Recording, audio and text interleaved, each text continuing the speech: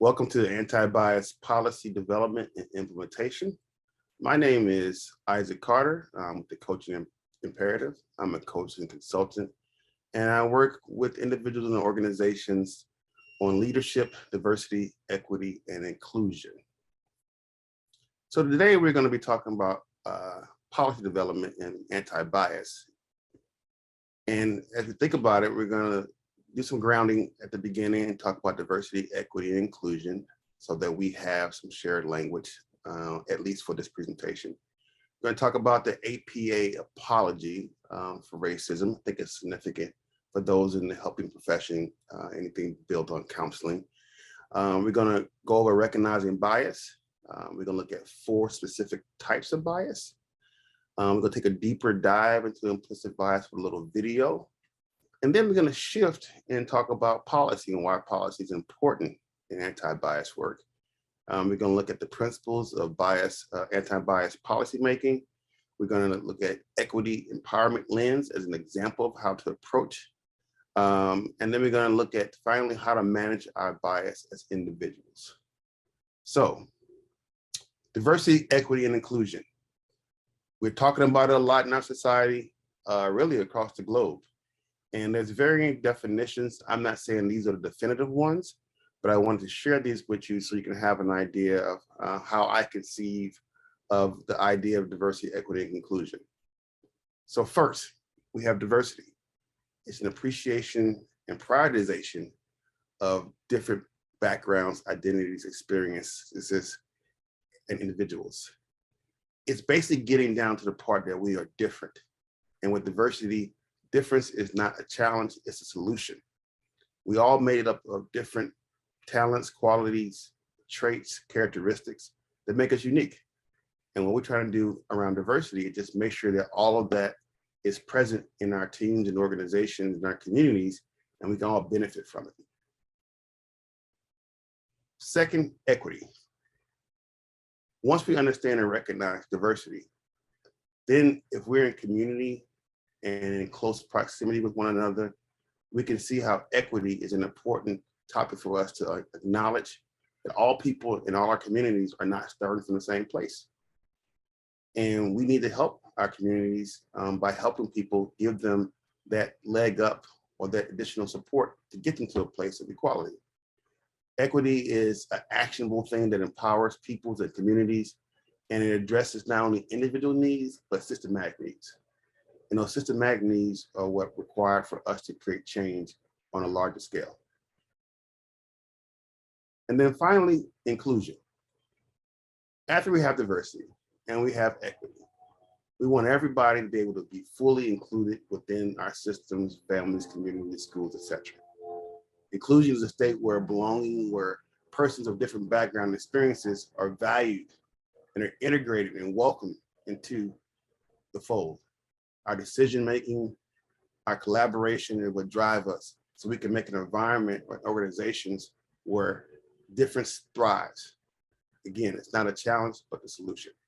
And so as I'm talking about diversity, equity, inclusion throughout this presentation, this is the perspective I'm coming with, and I hope you can use this lens as we continue to talk about anti-bias policymaking and implementation. The APA apologies for racism.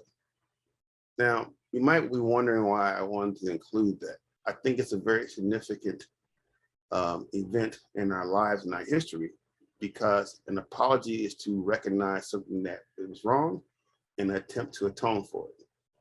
Now, in the apology, the APA defined racism in 4 different ways. I think these 4 different ways are important for us to understand as we think about being anti-bias. First, there's structural racism. Laws, policies, practices that produce accumulative, durable, and race-based inequalities that includes the failure to correct previous laws, practices were explicitly racist. So what that is saying is that there's a structural continuum upon which racism continues to happen. And in that previous slide, we talked about equity. Equity is aimed at structural racism to help us be able to be better in our communities and bring people together. Then there's institutional racism that results from policies and practices and procedures of an institution, like a school, healthcare system, law enforcement, etc. And again, in this instance, we're looking at policies and practices and procedures. These are the things that create challenges and barriers for people. So as we are thinking about what we can do with our clients and in our system and our community to help people, we should be thinking about those internal policies within our organizations that may be exclusionary. And what can we do? And a little later on, we're going to go through a process of thinking about policies. There's the internalized racism, which refers to the acceptance of negative or social beliefs or stereotypes about oneself, including negative stereotypes and beliefs about complexion, for instance, that reinforce superiority. And so when we talk about internalized racism, I think it's important to understand that people of color and non-people of color can be affected by internalized racism. We might believe because of how we grew up or our proximity to other people that we are different, unique, and special. Now, I'm not trying to tell anybody that they're not special. If your mom and daddy has told you that when you're growing up, that's important, you still are. But I think we have to recognize those gifts in others. And the things we internalize in our society have been the things that have been shared with us over time. And we have an opportunity to change them. And so what we're doing by this apology of racism, I think we're looking at ourselves and taking this chance to see what can I do and how have I been affected by race in this country or race around the world. You may travel. And that is internalized. And so when we think about ourselves, we want to be able to have a mirror and look at ourselves accurately and see who we are, as well as be able to see others for who they are. And not what we think in terms of their traits and characteristics, but look at each other in our shared humanity. And then use that humanity to find the differences and then bring those differences to the table so we can all prosper together. And lastly, it's interpersonal racism. That's where individuals from social and politically dominant racial groups have ways to diminish, harm people who belong to other groups. And that's us, one-on-one, in our day-to-day. When we hold the door, we say please and thank you. We give people opportunities. We look for new challenges. In our day-to-day, we are always interacting with different people, some more than others. And in those interactions, we have an opportunity to do more good if we are aware of how interpersonal racism shows up. And so this apology in terms of looking at structural racism, institutional racism, internalized racism, and interpersonal racism gives us a lens to examine who we are now, but more importantly, who do we want to become in the future? Who do we want to serve and how will we serve them? And I wanted to put this part in this presentation, I think is a significant point in the time out of history. And so I'm hoping that you can use this structure and this framework to think about your own lives and your own communities and your own work and figure out how to address racism and other oppression in your life. Implicit bias. So now we're going to look at implicit bias, and we're going to be able to use this framework to understand how bias is situated in our lives, in our institution, in our communities. So there are a few characteristics I want to share with you, and it's important that these characteristics help inform us as we talk about bias or anti-bias. So first, implicit bias often runs counter to people's conscious expressed beliefs. So most people in the world want to get along. We want to have opportunities, we want our liberty, a chance to prosper, a chance to grow. But then underneath, we've been taught and learned certain things. And that's where implicit bias lies, underneath the consciousness.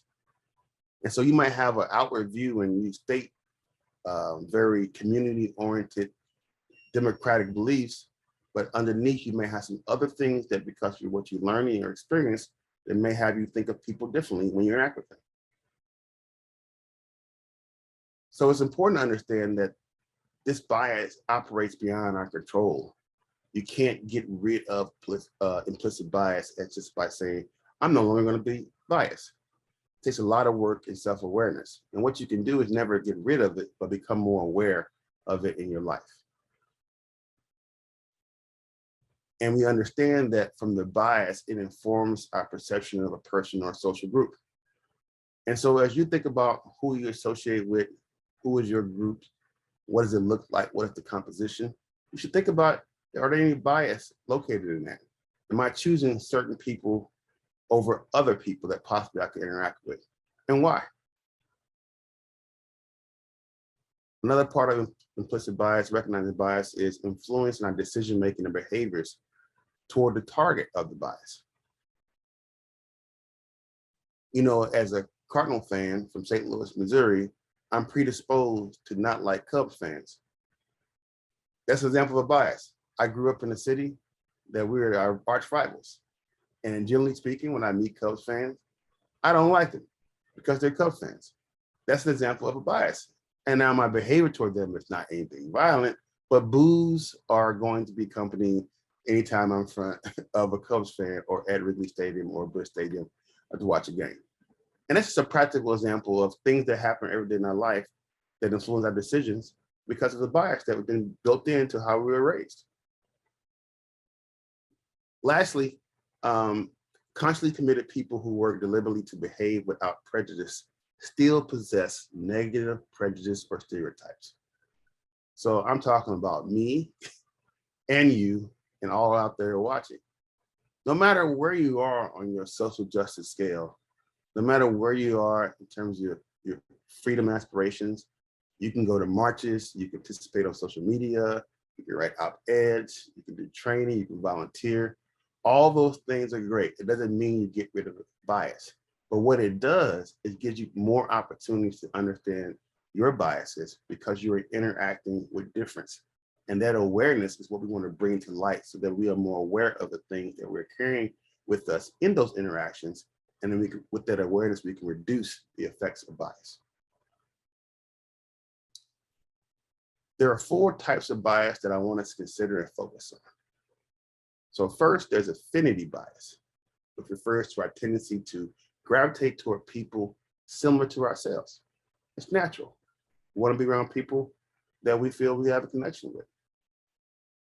Attribute bias refers to the systematic errors made when we evaluate and try to find reasons for and others' behavior. So then we're looking for, well, the reason I don't really hang out with those people or associate with those people because they do these things. And it's part of our mindset that we have ideas that because there are some differences, somehow those differences mean that we can't share other attributes. Confirmation bias refers to the tendency to look for favored information that confirms beliefs we already hold.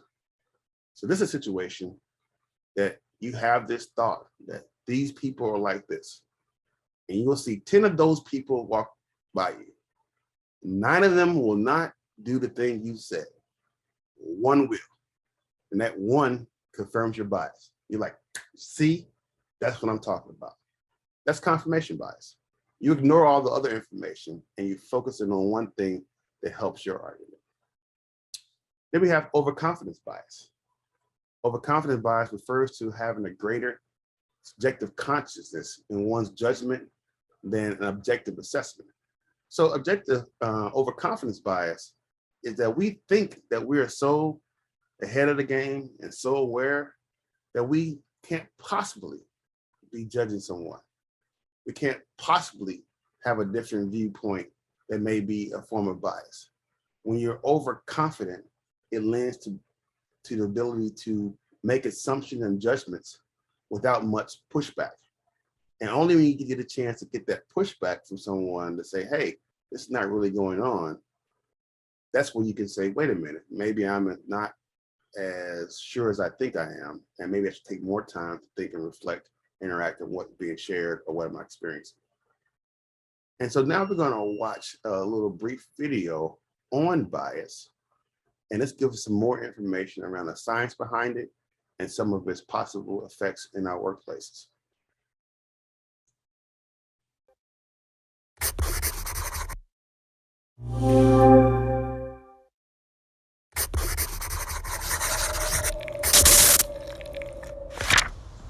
Implicit bias exists when we unconsciously hold attitudes towards others or associate stereotypes with them. For example, we often harbor negative stereotypes about others without consciously realizing that we do so.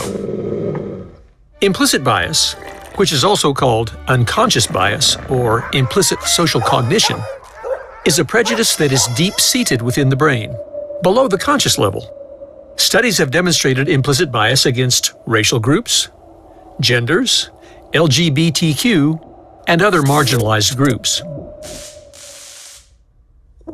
We may even be prejudiced against our own group, although we tend to favor our in-group with positive stereotypes and disfavor out-groups with negative stereotypes. The immediate feeling you get or the immediate thoughts you have about a person, an assumption you feel, just anything you feel really stems somewhere from an experience you've had or your upbringing. It depends on the region you're from, the country you're from, the background you grew up in. That shapes the person's unconscious bias. I think sometimes you don't even realize it, but your own actions, maybe the way you treat others as opposed to treating others that look like you or that act like you or that are your friends. Implicit bias often runs counter to people's conscious, expressed beliefs. Few physicians espouse racially discriminatory views, and yet doctors tend to recommend less pain medication for Black patients than for white patients with the identical injury.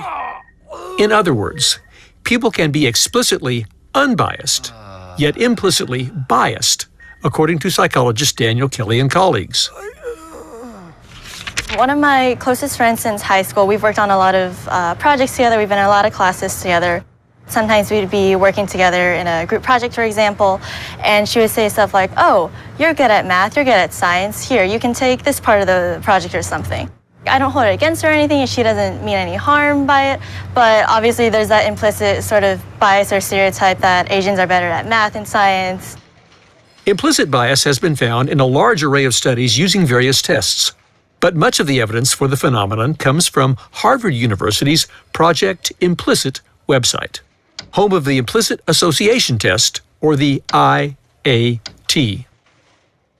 Literally millions of people have visited this site and taken various tests that ask them to respond rapidly to questions that require them to associate Blacks or whites, males or females, or young or old, etc., with positive or negative words. Most of the implicit biases that I've run into are probably positive ones, things that come with being a white male and having height and having a good voice and things like that. Professor Nosek and colleagues tested more than 700,000 subjects and found that more than 70% of white subjects more easily associated white faces with positive words and Black faces with negative words, concluding that this was evidence of implicit racial bias. In fact, additional evidence indicates that measures of implicit bias better predict people's conduct than measures of explicit bias. I think that if you are anyone, to be blunt, that it's not a white male, you potentially feel that implicit bias. Maybe you're just looking for someone that is like you because you like you, and so you want to be around more people like you. But what's really rooted under that is that you potentially don't think that someone else is as smart or as capable, and that is coming from a place of implicit bias. Now here's some good news. Various scientists have criticized the IAT. They point out, for example, that individuals who take the test on different dates often score substantially differently. Even IAT supporters admit that implicit bias, at least as demonstrated by the test, is widespread but relatively minor and has only a small impact upon people's real-world actions. In other words, the results of the test are not strong enough to predict particular behaviors by individual people. However, let's not get too comfortable. Even if the IAT cannot predict the future conduct of any one individual on a given occasion, it still indicates how groups of people will act on average, and that is worrisome. For example, few people openly advocate for discrimination in hiring, but white applicants receive 50% more responses from potential employers than do Black applicants with the same resume. Likewise, college professors are substantially more likely to answer student emails if the students' names indicate that they are probably white than if the names sound like they belong to black students. And in one study, online course instructors were 94% more likely to respond to discussion posts by white male students than by other students. There are a lot of opportunities to promote people within the workplace. It doesn't happen because of different biases. People assume, a woman is of a certain age or they're married and you think, oh, she's going to want to have kids, so we're not going to give her this really tough, big project. When I graduated from West Point in 2009, I went to my first organization, the first unit assignment. I was the only Latino officer in a group of about 100 other officers. Yeah, I think there was a lot of hesitation in really following my lead as a leader for the organization. I think it hindered in some way the ability for us to build cohesive trust within our organization and really have that going into a combat environment. Because implicit bias operates at a mostly unconscious level, it is difficult for individuals to overcome. No existing training regime has proven particularly effective at debiasing implicit bias. But, fortunately, some research shows that stereotypes can be unlearned, and that safeguards can be put in place to minimize their impact. For example, women used to make up only a relatively small percentage of the musicians in orchestras. But when orchestras began holding blind auditions, where the applicants played behind a curtain and their genders were unknown to the judges, the percentage of women chosen to play in symphony orchestras doubled. Perhaps we can put a dent in implicit bias after all.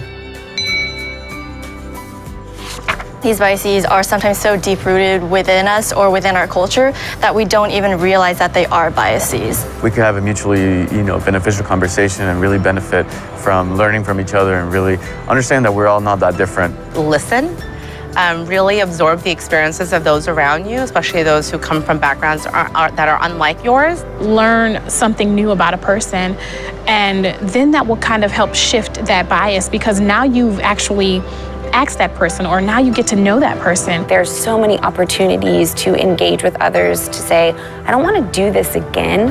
Can you help me not do that? And people are willing to have those conversations.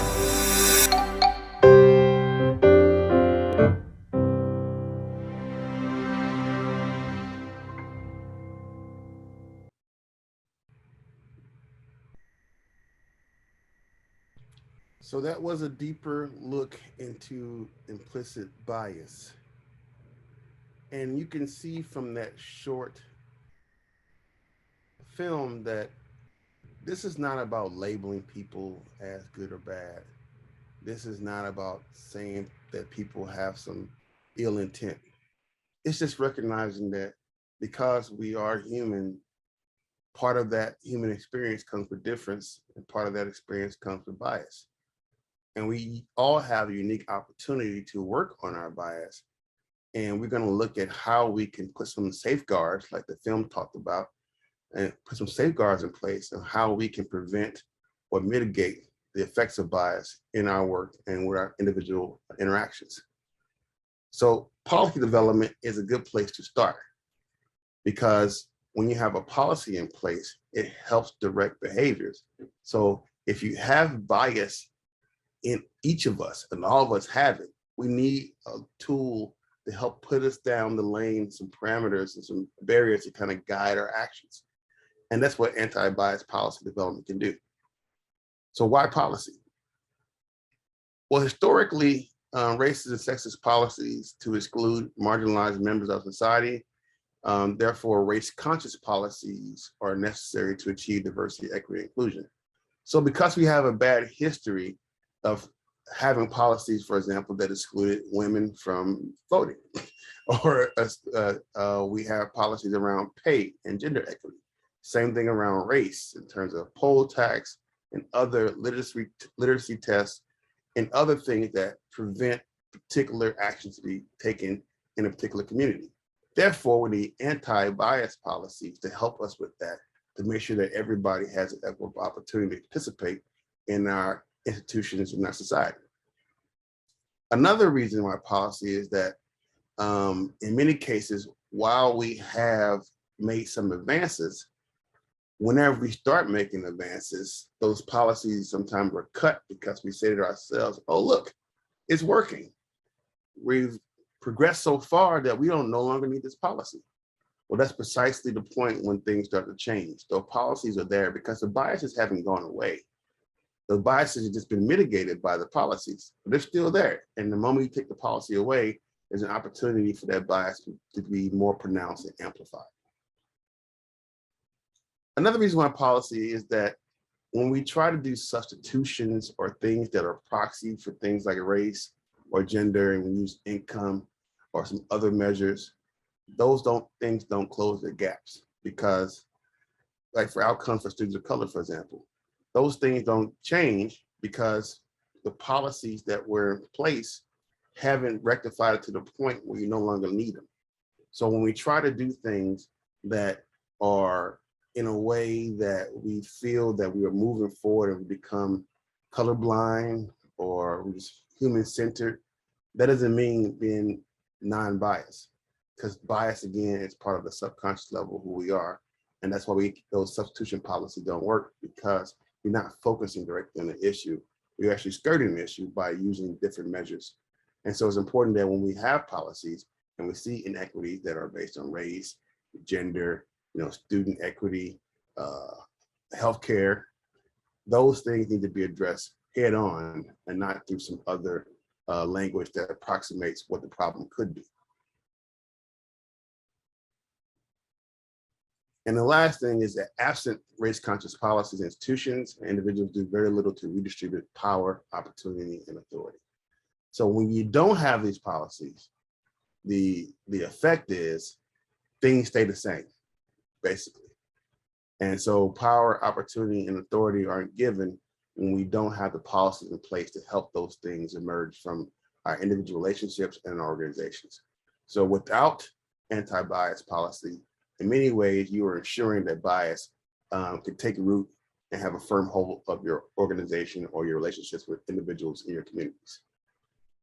Okay, so now we're going to look at principles of anti-bias policymaking. So first, anti-bias policymaking recognizes how oppression have affected BIPOC and women and have shaped policy practices historically and continues to shape all of our experience. So anti-bias policymaking means you're recognizing what has happened in the past and you're moving forward to create an equitable future. Simple and plain. Anti-bias policy centers BIPOC and women and other groups to ensure that they benefit directly from the policy. So the policy actually needs to help change the material lives of the population it's targeted to protect. Anti-bias policy making must be designed to support and strengthen the client and their support system to ensure economic security. So in this anti-bias policy making, you're trying to deepen the opportunity to have a relationship that is considered of diversity, equity, and inclusion and leads to some actual tangible results with your clients. And hopefully one of those is having a level of economic security, which is part of our liberty and prosperity that we want for everyone to be able to enjoy and pursue. Anti-bias policy encourages bystanders to speak up. So when you see things, or the phrase, see something, say something, when you look at your society and the people around you and the communities and institutions, if you see things that don't just feel right, they don't give you a thought that a person is actually given a chance or equitable experience, it's important for us to say those things, because when we're silent, it lets the problem continue and fester. So anti-bias policy encourages bystanders to speak up. And then anti-bias policy promotes a culture of transparency and accountability and gives staff a concrete way to share their concerns. So a lot of times when you have situations when bias, again, people don't want to speak up because they're afraid of consequences. You can have anti-bias policy in place that will promote that transparency so that when people see inequities, or they feel inequities in their own experiences, they have an actual pathway to be able to share those concerns and be able to address it with leadership so that things could change, and they have an equal opportunity to pursue whatever they're trying to pursue or work in wherever they want to work. It's important that we are open to the idea that we have to empower people, that the consequences aren't as bad of not saying something, because the consequences of we do say something and we try to point out something, it's actually greater for the organization, because when you know something and you can intentionally work on it, it will have a deeper impact and it will help the organization or the individual be more effective. So I'm gonna give you a lens to look at, and this is the equity and empowerment lens. And this gives us a simple way to start thinking about when we're making policies or looking at a situation, what's the framework we can use to make good decisions. So in this sense, this is a tool to help with our planning, decision-making, resource allocation, equitable policies and programs, etc. So people, place, process, power. So who is positively and negatively affected by an issue? That's an example of people. Place, how are your decisions, your issues and decisions of accounting for people's emotional and physical safety? How are they valued? Example of place. And process, how are we looking at meaningful relationships and processes where people can connect to the organization or to an individual in a way that's not going to further exacerbate any bias or discrimination. And then they look at power, we can see what are the barriers to doing equity and racial justice work in our organization. And then can we look at who's accountable and who's making the decision to find the power. And so this framework of people, place, process, and power is a helpful way to look at how you can create anti-bias policies within your organization or your particular community. So at the core, these principles are a bunch of questions that help focus our attention on a systematic level by deconstructing what is not working around racial equity, reconstructing, supporting what is working, shifting the way we make decisions and think about this work, and finally, healing and transforming our structures, our environment, and ourselves. And openly, I want to say that this last bullet about healing and transforming our structures, our environment, and ourselves is a process that we should be continually involved in and to engage with at the individual and institutional level. Because at the end of the day, as I started out and shared, we have a diverse community. It's not going anywhere. We're only going to become more diverse. But we find that organizations that are embracing diversity, equity, and inclusion make better decisions. They're more collaborative. They have a better sense of belonging and culture. And more importantly, they outperform their peer organizations. So whether you have a moral obligation to transform and heal, or you have your bottom line, there's what's in it for me is that we are better, and we have an opportunity to be better if we're willing to heal from these biases and be able to transform our structures and environments and ourselves in a way that these biases are mitigated and almost are not present in our organization or in our lives. So now we're going to move from the systematic point of looking at bias to the individual anti-bias development. So to manage your bias, you must be intentional. So in the video we saw, you can take the implicit bias test. If you haven't, I really suggest you do. I've taken several of them, and they're insightful. You don't have to agree with everything that you get on those results, and you can take it over time in different situations. But it gives you a good idea of when you're thinking about change, how do you change? It gives you a beginning assessment, a baseline for you to start with to help you start thinking through what could the possible change be. Next, you need to educate yourself and partner with others. So we do a lot of training in our lives. We do trainings like this, and you might be watching videos, but where the education takes place is when you get a chance to actually partner with somebody and discuss these things and have some exchange and back and forth, or do it in a group of different people and see what you all got out of this video and how it may be the same or how it may differ. So educating yourself and partnering is 2 parts. So you should definitely make sure you educate yourself, but also make sure you share what you learn with others so you have a deeper opportunity to learn more. Limit your assumptions. When we walk into any organization or any group or any environment, limit your assumptions. So when you walk into the room and you see yourself as the only woman, the only person of color, the only white person, you might have some initial effects like, uh-oh, it's going to be like this because I'm the only one. It doesn't have to be that way.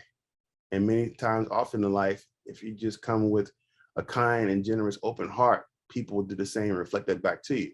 So limit your assumptions and make an opportunity for people to get to know you and be able to have a different interaction than what you might think. And then for those of us that are trying to make these changes very significantly, and we talk about these things openly, it's important to walk your talk. So how is your lived experience a demonstration of what you're saying? So if you're asking people to go out in the world and learn more about others and have different interactions and take risks and have conversations that may be challenging, make sure you're doing the same things. So walk your talk. And again, this is where other people, just like educate yourself, come into play, because people you share this mission with and you share this talk with, you can walk together and support each other along the way. And then lastly, the thing that we don't do enough of in the world is listen, listen, listen. When people tell you about their experience, sometimes especially when around diversity, when you hear an incident happen that says, a person says, well, I was discriminated at work, or people didn't pick me because of this reason. We want to find a reason like, well, maybe it was some other thing, not your category. I'm sure that wouldn't be the case. Well, maybe it was. Because we understand that bias is operating at the subconscious level. And a person that is really, really nice and good that you may even know, you don't think they would actually engage in some discrimination. Maybe or maybe not.